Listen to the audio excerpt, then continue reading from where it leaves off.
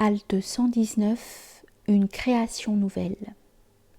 Le Très-Haut a dit « Ils sont plutôt dans l'illusion produite par une création nouvelle ». Sourate 50, verset 15. Et notre ordre n'est qu'une unique parole comme un clin d'œil. Sourate 54, verset 50. En vérité, nous sommes chaque chose que nous avons créée par une détermination. Sourate 54, verset 49.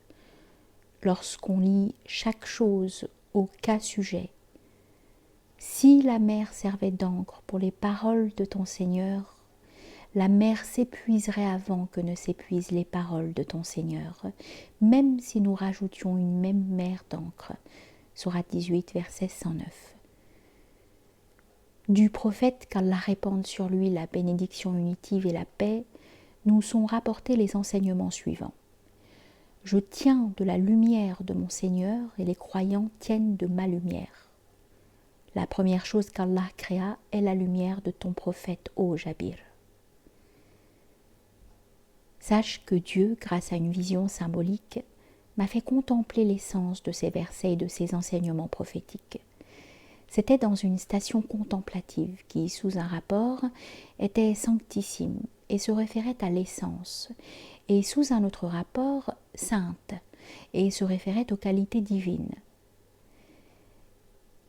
J'ai contemplé une lumière semblable à un phare s'étendant jusqu'au firmament, et face à elle, une bougie semblable à un phare s'étendant jusqu'au firmament.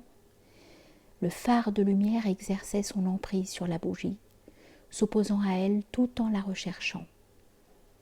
Lorsque la lumière du phare était au paroxysme de sa puissance, la bougie s'éteignait. Mais dès que le permettait la puissance et l'intensité de la lumière, la bougie s'allumait aux traces de lumière. Puis, sous la puissance d'une nouvelle impulsion lumineuse, la bougie s'éteignait pour se rallumer aux traces et restes de lumière, et cela indéfiniment. J'ai su, lors de cette vision contemplative, que la bougie était la réalité essentielle mohamédienne, appelée entre autres lieu de la possibilité contingente, ou encore substance du monde. Elle est capable en effet d'illumination et d'extinction, d'existenciation et d'anéantissement. J'ai su aussi que le phare de lumière, au paroxysme de sa puissance et de son intensité, symbolisait sous un rapport l'unité absolue et sous un autre rapport la fonction de divinité. L'unité absolue, selon sa réalité profonde, exige la négation et l'anéantissement de toute parité pour qu'elle soit vraiment et absolument l'unité sans relation. Toute dualité, même symbolique, est abolie. C'est pourquoi son apparition éteint la lumière de la bougie et ne subsiste aucune dualité. La fonction de divinité est le degré des noms divins. Elle recherche la manifestation des effets de ceux-ci. La bougie s'allume alors, car la fonction de divinité, lorsqu'elle apparaît sous la forme de l'altérité, occulte l'unité non duelle de l'essence. La divinité est le degré où l'essence une, transcendant toute détermination et toute dualité, apparaît avec une fonction. Les créatures sont toujours placées entre ces deux exigences. D'un côté, l'exigence de l'unité absolue, de l'autre, l'exigence de la fonction de divinité. C'est pourquoi elles sont sans cesse entre l'existenciation et l'anéantissement, ce qui est signifié par le renouvellement de la création, à propos duquel les hommes sont dans l'illusion. Ces phases, sans cesse renouvelées, d'irruption de la lumière sur la bougie, d'extinction de cette dernière qui se rallume ensuite, ne sont pas de l'ordre de la succession temporelle. Leur succession apparente n'est qu'un concept rationnel, sauf à dire que tel moment coïncide avec tel autre. C'est le symbole de l'éclair. Le moment de sa production coïncide avec le moment où il illumine l'espace permettant au regard de voir instantanément les choses illuminées. Il n'y a pas, pour le sens, d'ordre de succession entre tous ces éléments. C'est le raisonnement qui y voit différentes étapes. Il en est ainsi de l'ordre divin, dans le sens où « et notre ordre n'est qu'une unique parole comme un clin d'œil » Sourate 54, verset 50, sachant que son ordre est son attribut et que son attribut est identique à son essence.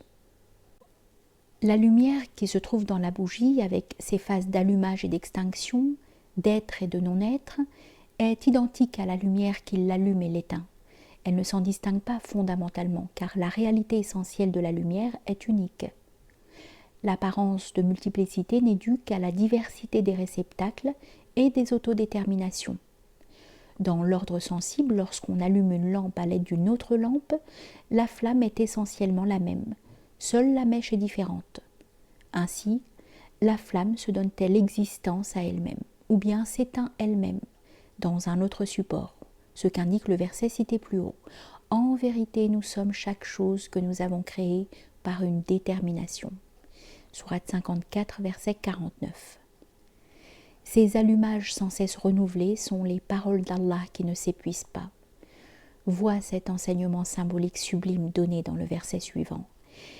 Et ces symboles, nous les proposons aux hommes et ne les saisissent par l'intelligence que les savants. Sourate 29, verset 43. Les symboles ne sont proposés aux hommes qu'en tant qu'ils sont qualifiés par la nature humaine véritable, et non par leur animalité. Seuls ceux ayant la connaissance que les symboles ne sont pas une fin en eux-mêmes, mais qu'ils sont des échelles permettant de s'élever à la chose symbolisée, au point que ce qui était mental devient une réalité tangible, seuls ceux-là savent d'une science véritable. Ils peuvent interpréter, en passant de l'apparence extérieure des choses à leur réalité intérieure. Ce sont les savants véritables qui savent que la science, le savant et le su sont essentiellement identiques et que la différenciation de leurs noms tient à la multiplicité des relations.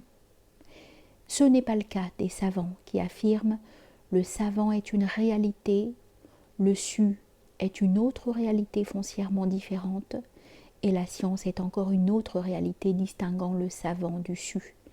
Il ne s'agit pas ici de science, mais de conjecture. Dans un événement spirituel inopiné, on me dit ceci. La quête de la science du soufisme est ce dont la réalisation ne s'arrête pas à l'une des questions que l'on se pose à son propos. En d'autres termes, celui qui cherche à résoudre un des problèmes de cette voie ne s'en arrête pas là, mais s'en sert de support qui le prépare à ce qu'il y a au-delà, et ainsi de suite, indéfiniment, pour toute quête et pour toute question, sauf pour l'essence pure, dans son mystère absolu et son océan de ténèbres, car il y a là une limite qu'aucune expression ou allusion ne saurait franchir. Tout juste après cet état contemplatif, Dieu projeta sur moi sa parole, qu'il soit exalté, et leur Seigneur les abreuvera d'une boisson extrêmement pure. Sourate 76, verset 21. Le sens en est que lorsque Dieu fait entrer quelqu'un au paradis de sa connaissance, il lui donne à boire du breuvage de la science et du dévoilement des réalités essentielles. Breuvage purifié de toutes les impuretés dues à la surimposition et au doute, débarrassé de la souillure des pensées, libéré de tout trouble venant des impuretés de la nature grossière.